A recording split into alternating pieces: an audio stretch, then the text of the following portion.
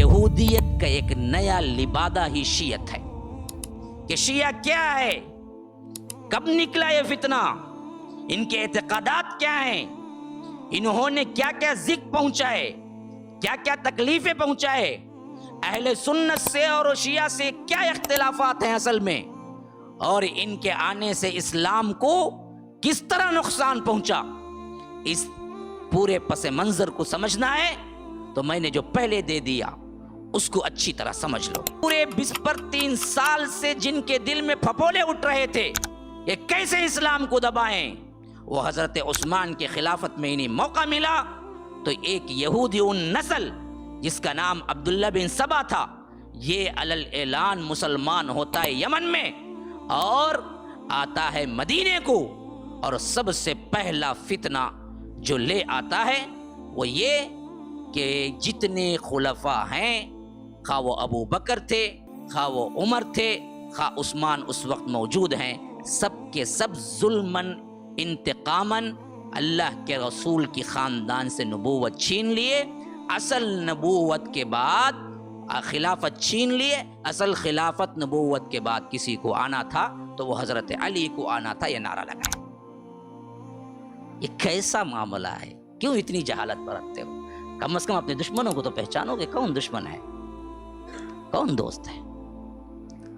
آج یہ لابی صہیونیت اور شیعیت یہ دونوں مل کے مسلم امت کے اوپر ایک جال بن چکی ہے، اگر ہم اس خطرے کو نہ بھاپیں گے تو یاد رکھو بہت جلد یہ لوگ جو مقدس مقامات ہیں اس کو بھی نہ چھوڑیں گے، جو کہ حال میں ہمارے واقعات ہو چکے ہیں۔ حج کے دوران، رمضان کے دوران ان کی سازشیں بڑھتی جاتی ہیں۔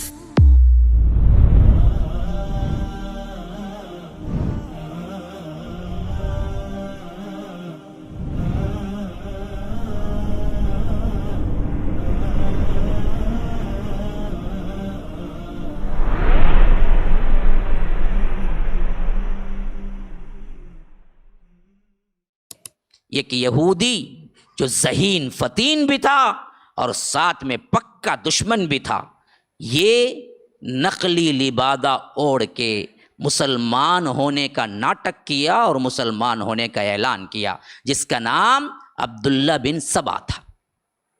سبائی فتنہ، یہ سبائی فتنہ ہی آگے جا کے شیعہ کا فتنہ بنا۔ جس تمہید کو میں نے رکھا اس تمہید کو کبھی نہ بھولنا۔ اب جو میں بتانے والا ہوں شیعت کے بارے میں کہ شیعہ کیا ہے، کب نکلا یہ فتنہ، ان کے اعتقادات کیا ہیں، انہوں نے کیا کیا ذکر پہنچائے، کیا کیا تکلیفیں پہنچائے، اہل سنت سے اور شیعہ سے کیا اختلافات ہیں اصل میں، اور ان کے آنے سے اسلام کو کس طرح نقصان پہنچا، اس پورے پس منظر کو سمجھنا ہے تو میں نے جو پہلے دے دیا اس کو اچھی طرح سمجھ لو۔ یہودیت کا ایک نیا لبادہ ہی شیعت ہے، نمبر 1 اچھی طرح سمجھ لو۔ شیعہ کون ہے؟ یہ وہی یہودی ہیں جنہوں نے اللہ کے رسول کی زندگی میں، خاص کر مدنی زندگی کے 10 سال سے، حضرت ابو بکر کے 2.5 سال سے، حضرت عمر کے 10 سال سے، گویا کہ پورے 3 سال سے جن کے دل میں پھپولے اٹھ رہے تھے یہ کیسے اسلام کو دبائیں، وہ حضرت عثمان کے خلافت میں انہیں موقع ملا تو ایک یہودی نسل جس کا نام عبداللہ بن سبا تھا، یہ علل اعلان مسلمان ہوتا ہے یمن میں اور آتا ہے مدینے کو، اور سب سے پہلا فتنہ جو لے آتا ہے وہ یہ کہ جتنے خلفاء ہیں، خواہ وہ ابو بکر تھے، خواہ وہ عمر تھے، خواہ عثمان اس وقت موجود ہیں، سب کے سب ظلماً انتقاماً اللہ کے رسول کی خاندان سے نبوت چھین لیے، اصل نبوت کے بعد خلافت چھین لیے، اصل خلافت نبوت کے بعد کسی کو آنا تھا تو وہ حضرت علی کو آنا تھا، یہ نعرہ لگایا، حضرت علی کو چڑھایا اور تمام صحابہ کو گرایا، خلافت کا نعرہ لگایا، کہا کہ ہر نبی کا ایک جانشین ہوتا ہے جس کو نبی جانشین بناتے ہیں، اور نبی نے جن کو بنایا وہ حضرت علی ہیں، ابو بکر ان پر ظلماً غاضب ہو کے خلیفہ بنے، عمر نے بھی وہی کام کیا، عثمان تو اب کر رہے ہیں جن کو نہیں چھوڑنا چاہیے، ہمارا تن من دھن لگا کہ عثمان کو یا تو اتارنا، اگر نہیں اتریں گے تو قتل کریں گے ہم۔ یہ سوچ سب سے پہلے ان لوگوں میں پھیلایا جو کہ ابھی نئے نئے مسلمان ہوئے تھے، خاص کر ایران میں اس کا بہت معاملہ چلا۔ کیوں؟ ایران میں بھی سلطنت، باپ کی سلطنت بیٹے کو ملتی تھی، بیٹے کو سلطنت اس کے بیٹے کو ملتی تھی، اس کے بیٹے والا اس کا بیٹا آتا تھا، یہ نسلی سلطنت تھی، وہ بھی دیکھ چکے تھے۔ تو انہوں نے کیا کیا؟ بالکل صحیح کہتا ہے، غلط کوئی بات نہیں، پورے دنیا کے اندر باپ مرا تو بیٹا آتا ہے، خاندان کا آتا ہے، اللہ کے رسول کو بیٹا نہیں تو کون آنا چاہیے؟ داماد آنا چاہیے، یہ داماد ہی ہیں۔ اب مسئلہ یہ تھا جو ایک بیٹی کے داماد ہیں، جو وقت خلیفے میں تھے وہ 2 بیٹی کے داماد تھے۔ علی کو تو اللہ کے رسول صلی اللہ علیہ وسلم حضرت فاطمہ کو دیا تھا، عثمان کا حال تو یہ تھا کہ اللہ کے رسول نے حضرت رقیہ کو بھی دیا تھا، ام کلثوم کی بھی انہی کے نکاح میں دیا تھا، یہ بھی داماد تھے۔ تو بدبخت نے ایک جھوٹی من گھڑت حدیث نکالی، کہا کہ نہیں، اللہ کے رسول صلی اللہ علیہ وسلم نے اپنی زندگی میں صاف کہہ دیا، ہر نبی کا ایک وصی ہوتا ہے جس سے وصیت کی جاتی ہے، اور حضرت علی کو خود اللہ کے رسول نے وصیت کر کے گئے تھے۔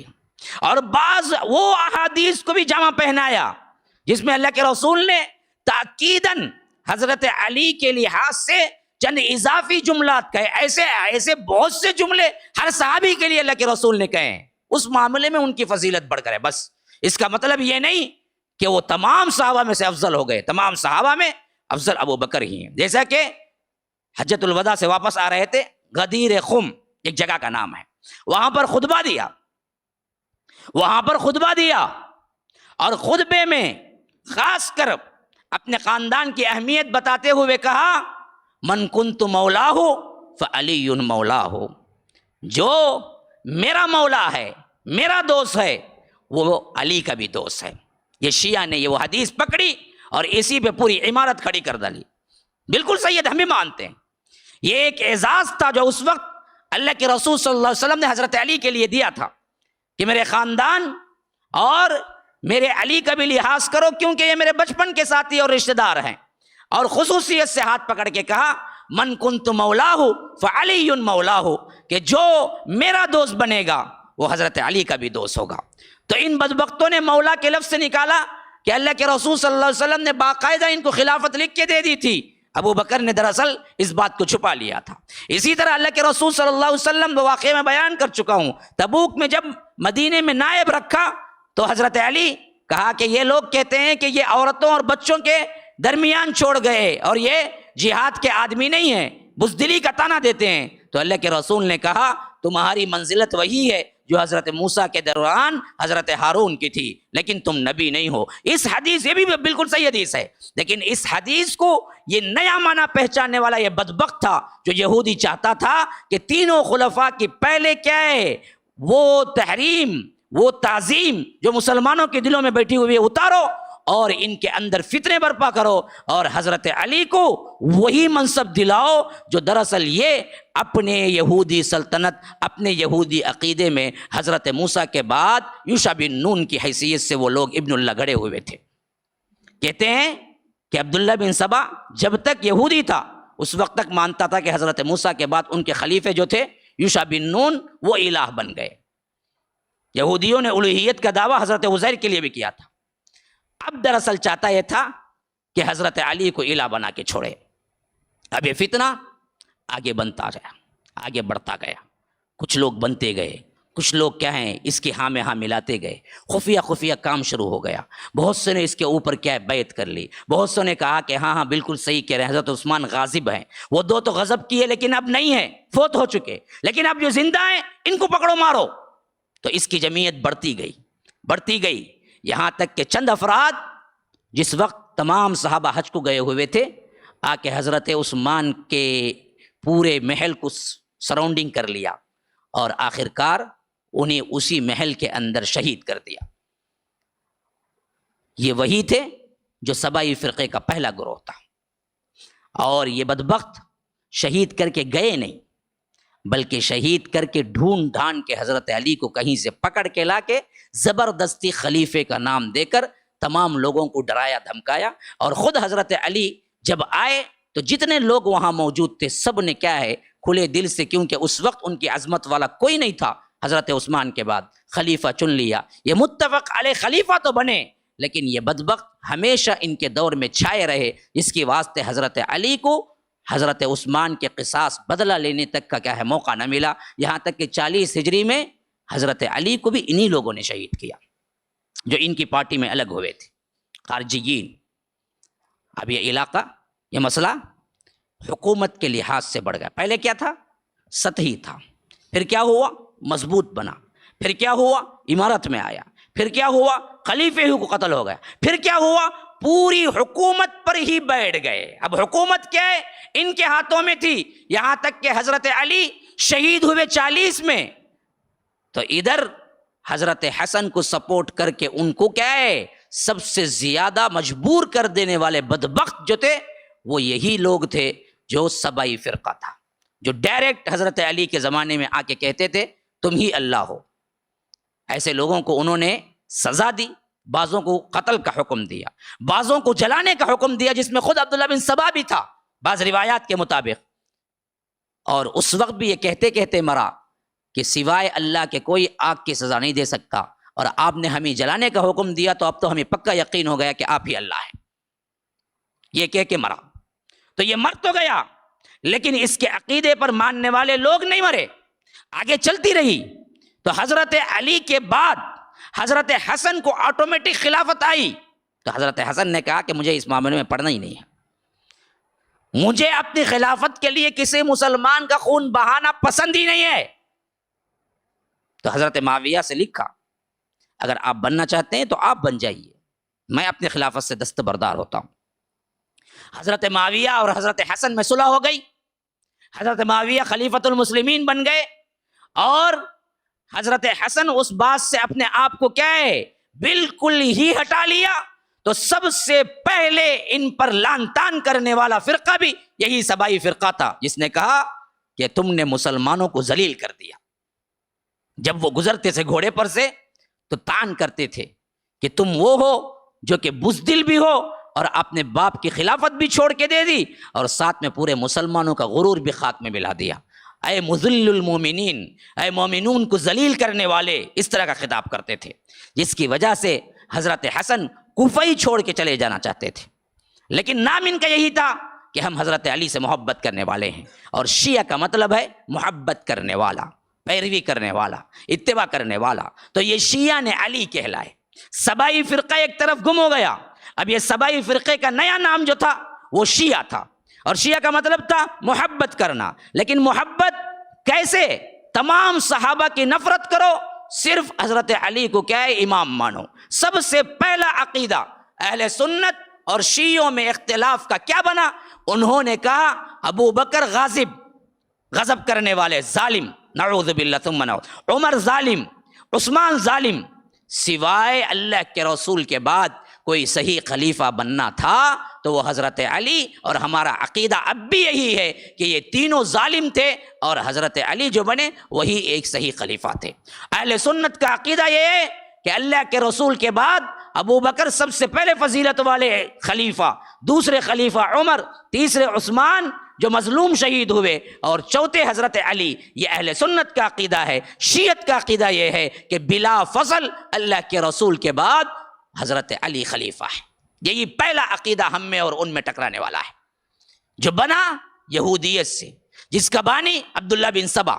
یہ بدبخت جو بنا جس یہودی لابی کا یہ ایجنٹ تھا, اور جس حیثیت سے اللہ کے بعد حضرت علی کو الہ کہنے والا بدبخت تھا, اس کے بارے میں کھل کے شیعوں نے خود لکھا اپنی کتابوں میں آگے چل کر کہ تمہارا بانی کون ہے. بھائی پوچھا جاتا نا, کوئی بھی فرقہ ہو تو ہم پوچھتے کہ تیرا بڑا کون ہے, تو کس کو مانتا ہے, کہاں سے آئے شیعہ.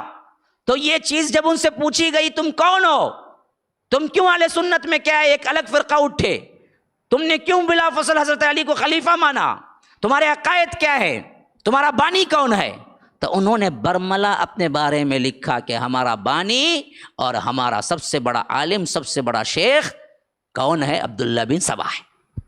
یہ ان کی کتابوں میں انہوں نے باقاعدہ لکھا ہوا ہے۔ جس عبداللہ بن سبا کے بارے میں پوری تاریخ گواہ ہے کہ جس نے برملا کیا ہے، فتنے اٹھائے، حضرت عثمان کو شہید کیا، حضرت علی کو سامنے آ کے اللہ کہا، اور اس کے ساتھ ساتھ پورے بدعات نکالے، اور حضرت علی نے اسے جلا کر ختم کیا۔ اس کے بارے میں شیعوں کا عقیدہ یہ ہے کہ یہی ہے جو ہمارا بانی ہے۔ تو یہی ہے ہمارا بانی ہے، جو کہ 40 سال کے بعد 40 ہجری میں یہ پورے آب و تاب کے ساتھ یہ فتنہ آگے بڑھا۔ اب سنو، اس کو سب سے بڑی اہمیت، اور ان لوگوں کو ہمارے اندر ذہنوں کے اندر ان کے اپنی بنیادوں اور عقائد کو بھرنے کا موقع کب ملا؟ آگے جا کے 20 سال بعد۔ یہ سب سے اہم تاریخ ہے جو تاریخ کے حصے میں ہم کو سمجھنا ہے۔ اللہ کے رسول صلی اللہ علیہ وسلم کے 40 سال بعد نبوت کی جو خلافت چل رہی تھی، علی منہاج النبوہ، وہ ختم ہو گئی۔ حضرت حسن نے جو کہ ملنا تھی، صاف ہاتھ اٹھا لیا، مجھے یہ خلافت نہیں چاہیے۔ حضرت معاویہ کو خوش ہو کے دے دیا، اور حضرت معاویہ نے 20 سال حکومت کی، 40 سے لے کر 60 تک۔ پوری امت متحد تھی۔ اندرونی طور پر سازشیں کرنے والا کوئی گروہ تھا تو یہی شیعی گروہ تھا جو یہودی تھا، اب نیا نام اس کا شیعہ تھا۔ انہوں نے دیکھا حضرت حسن کو کہ پھر اکسانے پر، معاہدہ توڑنے پر بہت زیادہ اکسایا، کہا کہ تم نے غلطی کر دی، معاویہ کے اوپر حملہ کرو، جنگ کرو۔ حضرت حسن نے کہا کہ میں ایک بار کہہ چکا ہوں، میں دے چکا ہوں، میری کوئی خلافت نہیں ہے اب۔ اور اس حدیث کے مصداق بن گئے جو چھوٹے پن میں اللہ کے رسول صلی اللہ علیہ وسلم ان کے سر پہ ہاتھ رکھ کے کہا کرتے تھے، یہ میرا بیٹا سید ہے، سردار ہے۔ جو دو مسلمانوں کے بڑے گروہ جب آپس میں لڑ پڑیں گے تو یہ میرا بیٹا صلح کرے گا۔ کب کہا تھا اللہ کے رسول نے؟ آج سے 40 سال پہلے کہا تھا، جب یہ چھوٹے بچے تھے، بھاگ دوڑ کرتے آتے تھے، اللہ کے رسول حضرت فاطمہ کے گھر میں آتے تو گود میں آ کے بیٹھ جاتے تھے، تو اللہ کے رسول حضرت حسن کے سر پہ، کندھے پہ ہاتھ پھیرتے پھرتے کہتے، اے میرا بیٹا سید ہے، اے میرا بیٹا سید ہے۔ جو مسلمانوں کے دو بڑے گروہ جو لڑ رہے ہوں گے ان کے اندر صلح کروائے گا۔ تو بیائی نہیں اللہ کے رسول کے اس پیشن گوئی کے مصداق 40 ہجری میں جب یونو مسلمان حضرت علی اور حضرت معاویہ کے درمیان جو جنگ تھی، اس کو حضرت حسن نے اپنے آپ کو قربان کر کے کہا کہ مجھے کوئی خلافت نہیں چاہیے، آپ اٹھا لیجئے، ہم بس امن سے رہیں گے، صلح کر کے رہیں گے۔ لیکن یہ فتنہ باز حضرت حسن پر دباؤ ڈالتے رہے کہ آپ اس معاہدے کو توڑو اور حضرت معاویہ پہ حملہ کرو۔ انہوں نے کہا کہ یہ کبھی نہیں ہو سکتا، خاندان نبوت کبھی خلاف ورزی نہیں کر سکتا۔ یہاں تک کہ جب دیکھا کہ حضرت حسن مان کے نہیں دے رہے تو کسرا کی بیٹی ایک تھی یزدجرد، جو آخری کسرا کا بادشاہ تھا، اس کی بیٹی وہ تھی جو کہ لونڈی بن کے ایران کے جنگوں میں حضرت عمر کے زمانے میں آئی تھی، جس کا نام تھا شہربانو۔ یہ شہزادی تھی، انتہائی خوبصورت تھی۔ تو حضرت حسن ان کے حصے میں آئی۔ حضرت عمر نے جب تقسیم کیے لونڈیوں کو، تو یہ لونڈی جو شاہانہ طور پر شاہی لباس میں تھی، تو حضرت عمر نے کہا کہ اس کے مستحق تم ہو، تو حضرت حسن کو دیا تھا جو ان کی بیوی بنی۔ تو یہ بھی ایرانی۔ پھر غور کرو، حضرت عمر کو مارنے والا ایرانی، جو یہودی لابی کا ایجنڈا تھا۔ پھر جب انہوں نے دیکھا کہ حضرت حسن مان کے نہیں دے رہے ہیں، مسلمانوں میں فساد نہیں کر رہے ہیں، مسلمانوں پر کیا جنگ نہیں کر رہے ہیں، تو انہوں نے کیا کیا؟ یہی شہر بانو کے ہاتھوں زہر دے کر حضرت حسن کو مار دیا۔ بیوی نے خود زہر دیا، جو کہ ایران کے بادشاہ کی بیٹی جو ان کے نکاح میں تھی، یزدجرد کی بیٹی تھی۔ آ گیا پھر وہی ایجنڈا۔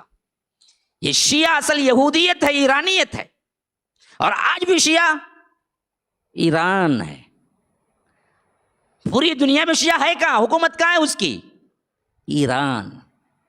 یہ آج کا نہیں ہے، یہ بہت پرانا اندر کا معاملہ ہے، جس کو سمجھنا ہے اہل سنت ہمیشہ۔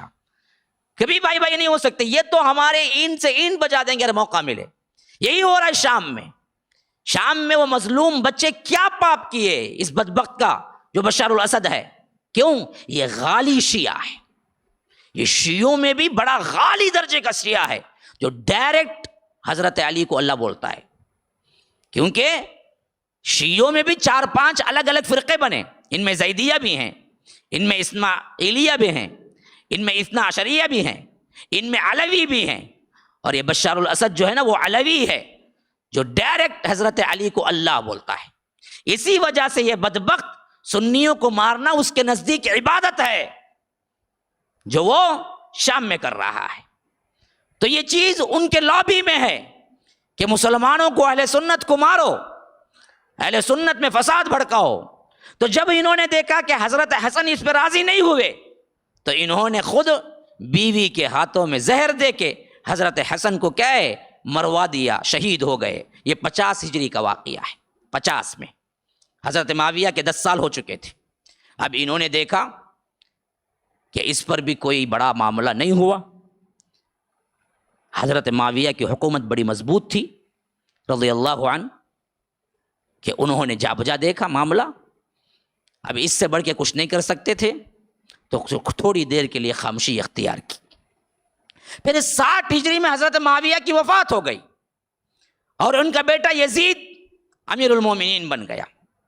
اور یزید کے بارے میں بہت سے لوگ پہلے سے ہی کیا تھے، معاملہ اختلافی تھا کہ یہ وہ منصب کا اہل ہے یا نہیں ہے، اور موقع اچھی طرح مل گیا. یہی وہ وقت تھا جس میں ان بدبختوں نے، شیعوں نے کیا کیا، کوفے کے اندر حضرت حسین کو بلانا شروع کر دیا جو کہ وہ مدینے میں تھے. کہا کہ آپ کے باپ کی خلافت اصل میں آپ حقدار ہیں، اور جو آپ کے بھائی چھوڑ کے دیے یہ بہت بڑی غلطی تھی، اور آج اگر آپ ہمارے پاس آ جائیں گے تو ہم اپنے جان پہ کھیل کے آپ کی مدد کریں گے اور یزید کا تختہ الٹا دیں گے.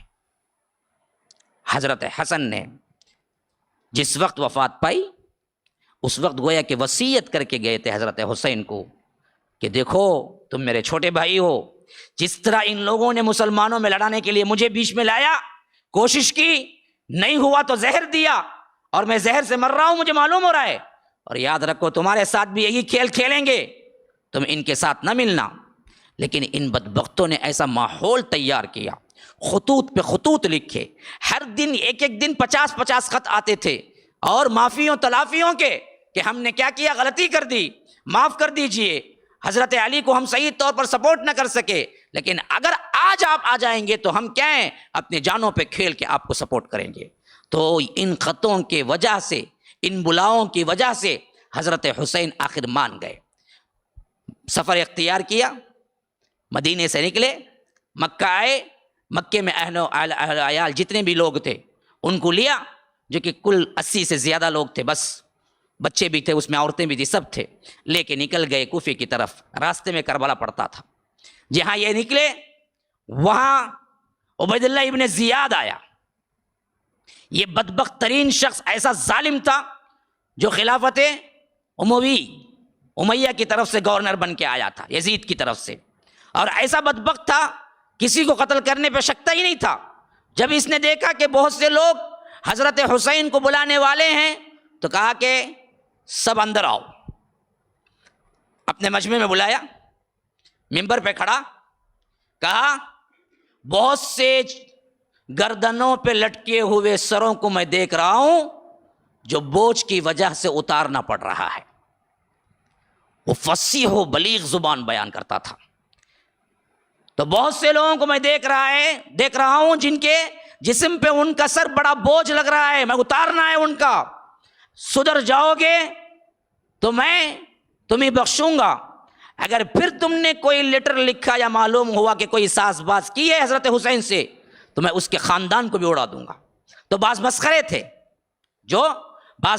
تھے جنہوں نے کیا کیا کہ کنکریاں ماری.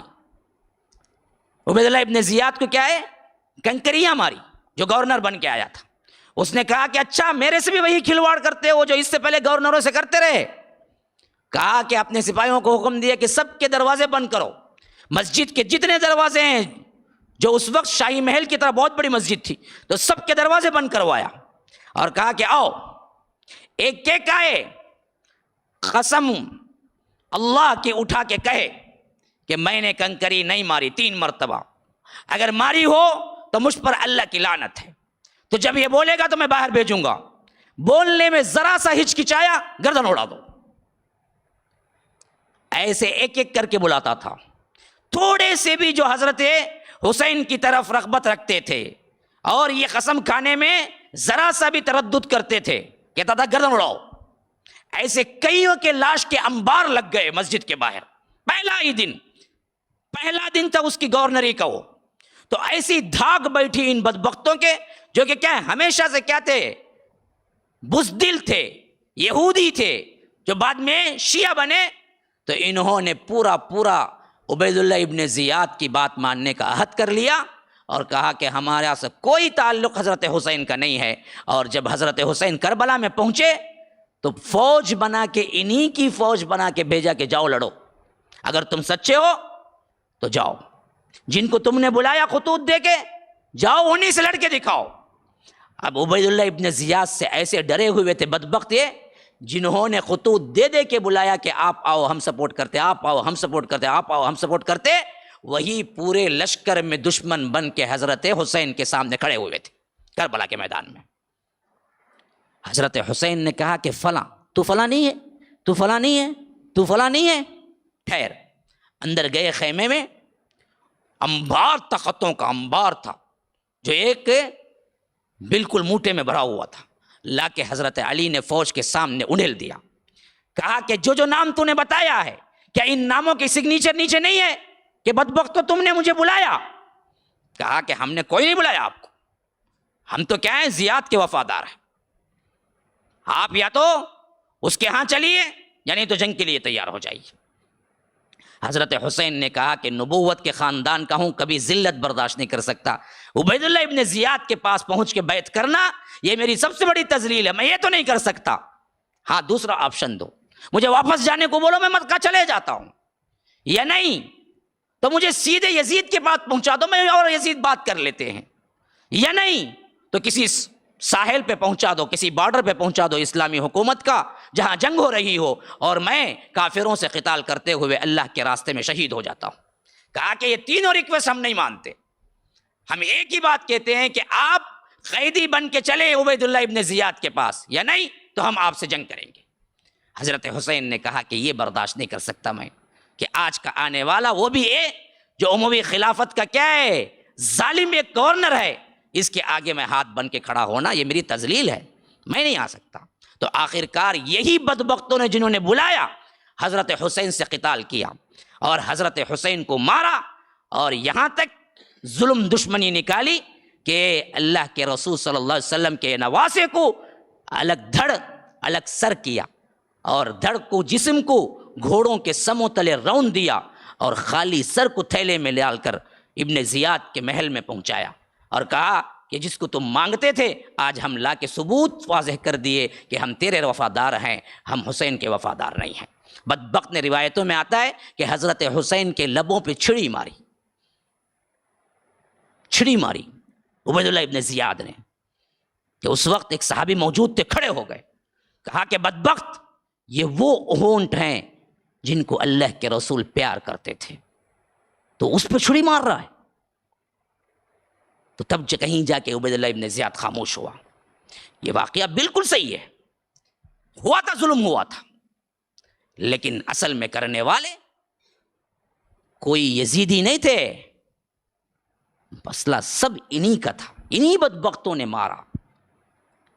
اور جب یہ معاملہ ہو گیا، حضرت حسین شہید ہو گئے کربلا میں، یہ نیوز پھیلی، جو صحابہ جہاں بھی تھے دنگ رہ گئے، اتنا بڑا حادثہ ہو گیا، نواسہ رسول کو قتل کر دیا گیا، اور خاندان کو مٹا دیا گیا، بچوں کو بھی چھوڑا نہیں گیا۔ اور اس کے بعد ایک ایسا ولولہ اٹھا، ایک ایسا جذبہ اٹھا مسلمانوں میں، جو کہ یزید جو اس وقت تھا اس کے نام سے ایک طرح کی نفرت، کہ اس کے دور، حالانکہ یزید نے نہ حکم دیا تھا نہ یزید کے ایما پہ قتل ہوا تھا، یزید کو پتہ بھی نہیں تھا کیا ہوا تھا، یزید کو اس وقت پتہ چلا جب کہ خاندان کے بچے کچھ افراد سفر کرتے ہوئے جب شام پہنچے تو تب معلوم ہوا تھا حضرت حسین قتل ہو گئے۔ اور روایتوں میں آتا ہے کہ اس نے رویا تھا، پشیمانی کی تھی، کہا تھا کہ بدبخت عبید اللہ ابن زیاد نے میرے حکم کے بغیر یہ کام کر دیا، اگر مجھ سے پوچھا ہوتا تو میں کبھی قتل کرنے کا حکم نہ دیتا، میں مٹ کے بیٹھ کے بات کر لیتے اگر کچھ مسئلہ ہوتا۔ تو اس میں یزید کا اتنا بڑا ہاتھ تھا ہی نہیں، جو کہ خلافت اور تاریخ میں ہمیں لا کے بتایا گیا اہل سنت کے سامنے کہ ایسا ہو گیا کہ سب سے بڑی گالی ہمارے ہاں یزید ہو گئی۔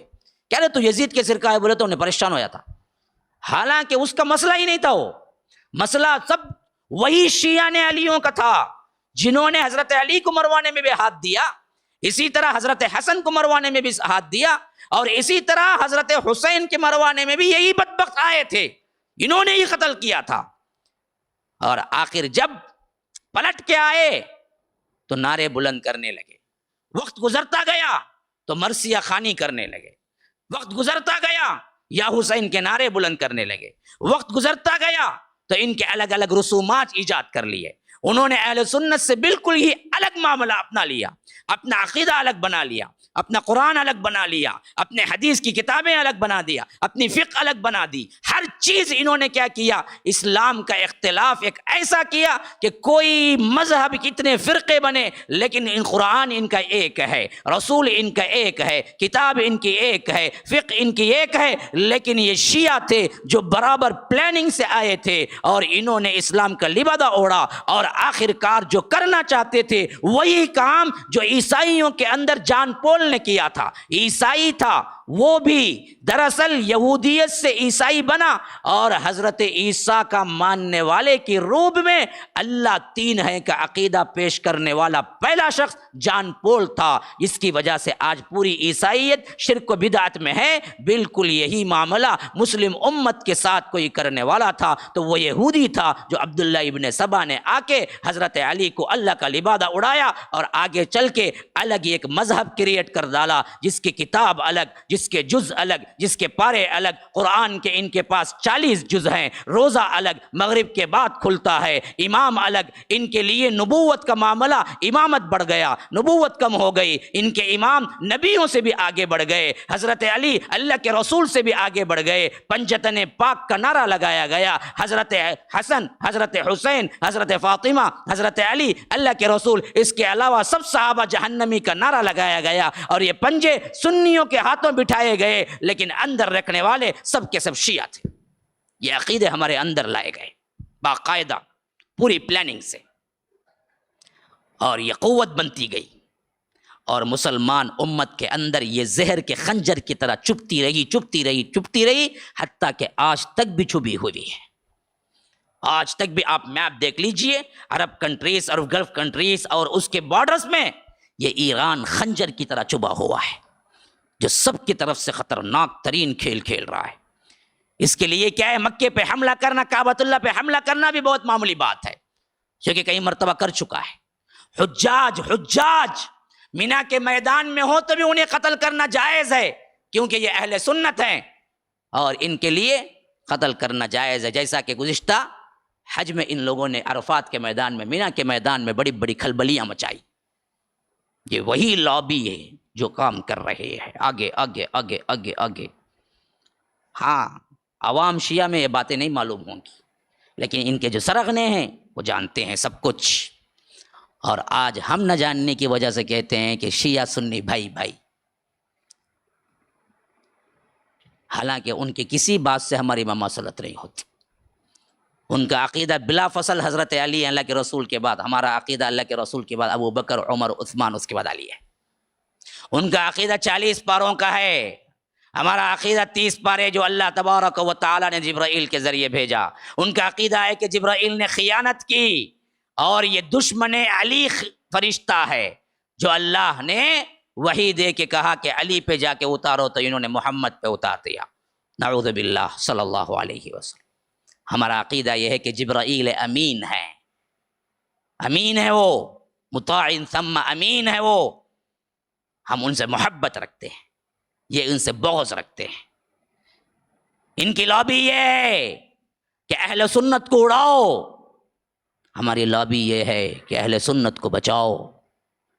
ان کی لابی یہ ہے کہ اہل سنت کے اندر فضا مقدر کر دو بے حیائی کے لباس میں، ہماری لابی یہ ہے کہ اہل سنت کے اندر امن و امان کے ساتھ ان کے اندر بے حیائی کو دور کرو، حیا لاؤ۔